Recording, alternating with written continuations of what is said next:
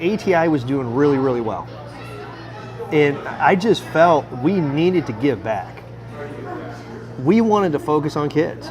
And I think people can relate to that. They can identify with that. So for us, it seemed like a logical expansion of what we do. It's easy to get behind. And just remembering what we do as a physical therapy company, we take care of people, we help people.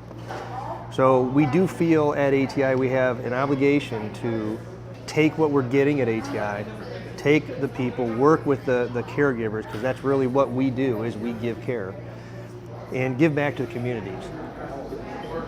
It really is a sincere organization. It's an organization that really, really wants to help people and not employ people for a charity so they can have a job. It's really was put together to help.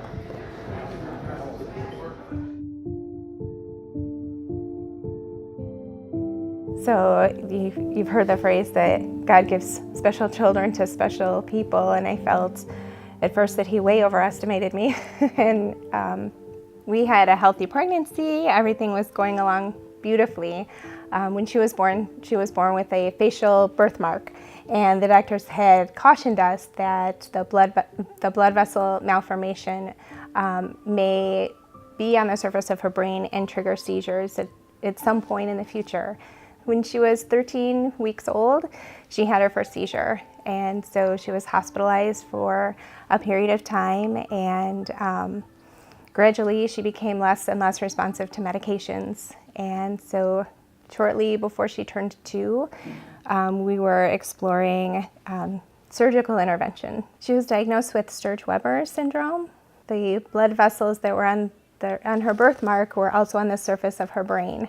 She had some weakness on the right side of her body, but then during the surgery that made those physical challenges more pronounced. While she still had mobility on her right side, the control was much less. So she could walk, but she had very limited use of her right arm and her hand. You know, there's a couple of applications they have as practitioners, as surgeons, and they didn't know which one to go with. And the one that was recommended was the hemispherectomy. And there comes with that a shock. You think about that. You think about half the brain is basically going to be removed. And then you want to just hope for the best. And we're fortunate, the miracle of the brain is that in utero, while she was in the womb, that the brain already acknowledged that there is a compromise and start mapping out the regions for some gross motor skills but the fine motor skills have been compromised, but not to say that they can't be encouraged. And so because of that, we have therapy. We have somebody who comes to the house, and we're very fortunate to get that kind of help.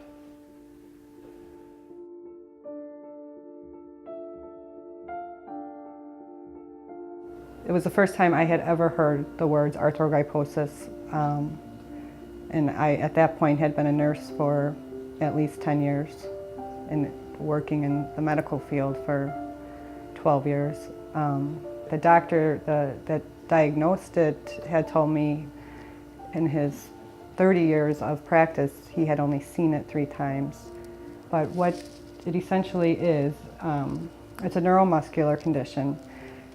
It's a very wide spectrum depending on how certain people are affected in different ways. Alex is affected, basically, to explain it simply, is her nerves didn't communicate with her muscles. And, a lot of her muscles didn't develop at all. A lot of her muscles are underdeveloped. She just doesn't have the muscle there for whatever reason. Those nerves were not communicating and forming those muscles. Her arthrogryposis was diagnosed at my routine 19-week ultrasound. It was a long 4 months of pregnancy. Often encouraged to terminate the pregnancy because of her condition. When she was 5 days old, the head neonatologist at the hospital sat down with me and my husband and told us it was time to decide what we wanted for her end of life, because she wasn't going to live much longer, and whether we wanted to pursue life-saving strategies or make her comfort care at that time. So that was a rough time for us, but again, we decided to give Alex the chance that she deserved, and here we are 3 years later.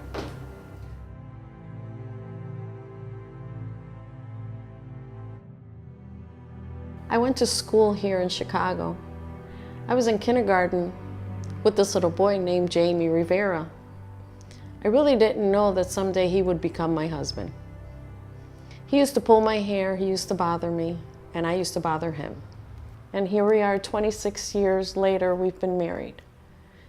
It's been amazing. It's been a wonderful journey.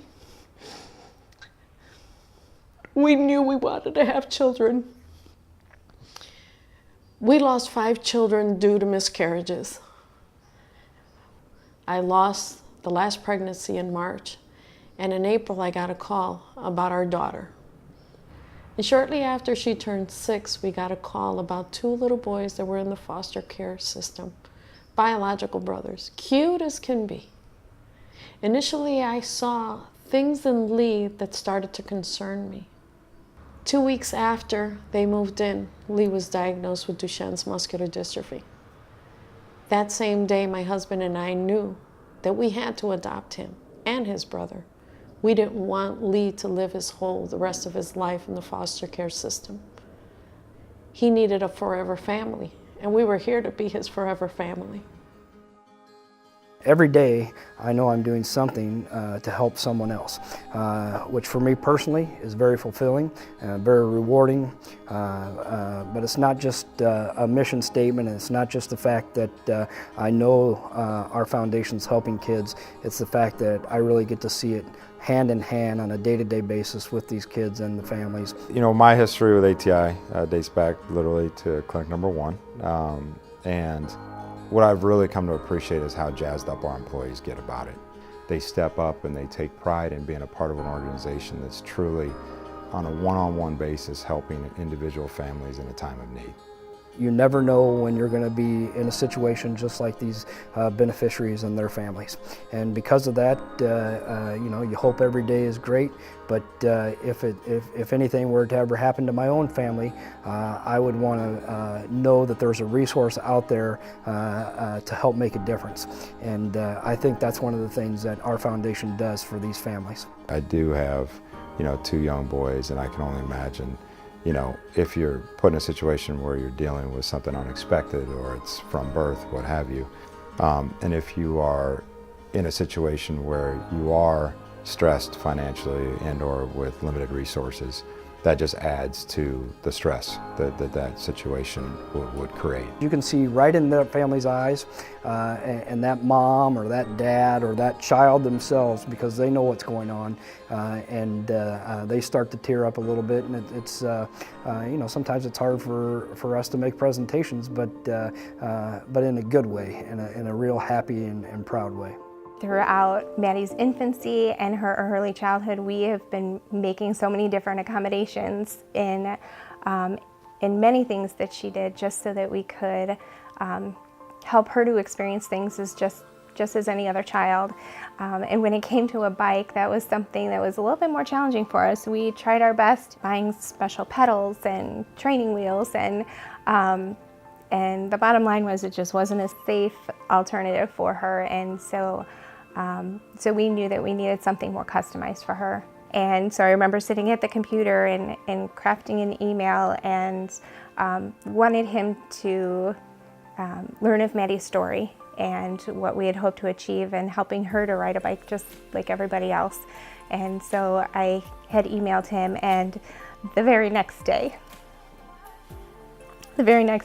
he called, and I clearly remember listening to his voicemail, and he said, "We'd like to help your little girl." The first time that she got on the bike was at the ATI facility, and it was a chilly, windy day, and I think she was a little bit nervous at first and overwhelmed, and once she started riding, we couldn't get her off of it. It was really magical, it really was. You know, there's people there getting, you know, they're all, they're working with therapists, and they're helping one another. And my daughter, you know, walks in, and there's some other kids there with challenges, and they all, you know, we have this connection. And, you know, nothing needs to be said. I think ATI, right from the start, felt like an extended family to us. Yeah, you were very, welcomed us into the building, showed us around, and they were just like, hey, this is what we do. This is how we make a difference in kids' lives. Her main care is done in Philadelphia, and on average, we are out there every 3 to 4 months now, but during treatment time, she's out there every 2 weeks. The financial burden of that, as anyone I guess could imagine, is a lot, especially with 3 other children. And then Terry called me one day out of the blue. I didn't really even expect to hear anything, or, he was just, I immediately felt that he was, we had like this personal connection. Like he knew me all along, and he knew Alex, and it was just, I felt like Terry and I were best friends.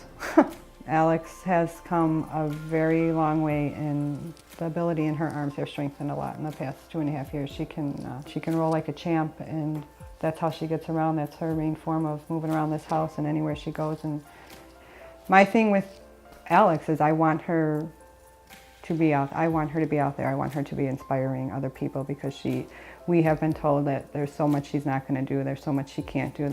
There's so little hope for her and her future. And in 3 years, she has shown us completely different. Duchenne's is a very, very terrible illness. It is robbing his childhood. Currently, he can no longer walk.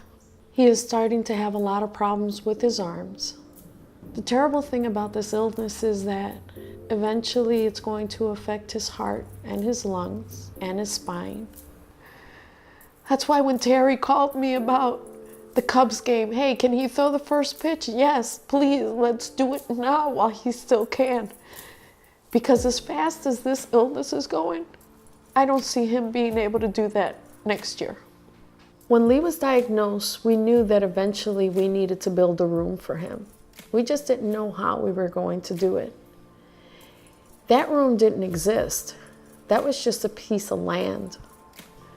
And look at it now, a community came together, and the ATI was a huge part in helping this dream and this prayer to be answered. And I can't thank them enough. He wanted to be Superman this year for Halloween. And I said, why Superman? He said, Mom, because I'm going to cure a lot of kids that have my illness. I was a school teacher for 31 years. I want to say I was a good teacher. I loved what I did, but I love my children more. We love them to death. The great thing about the foundation is that it helps kids today.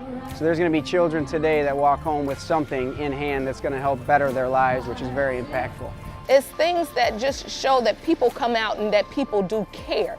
And caring is really what even ATI is based on. It's also important that we do things beyond that day to day, that we go above and beyond to reach out to a part of the community, in this case the children that the ATI Foundation helps. And we really think about the awareness and the resources that they need to just live better lives and have a better lifestyle and a quality of life. So that's what I'm really proud to have a company that does that. The folks at ATI, the people that donate to the foundation, those are the ones that are making it happen, first and foremost. But when you hear the stories like we saw today, and you start to really understand and it comes to life of what you're actually doing, you think to yourself, how can you do more?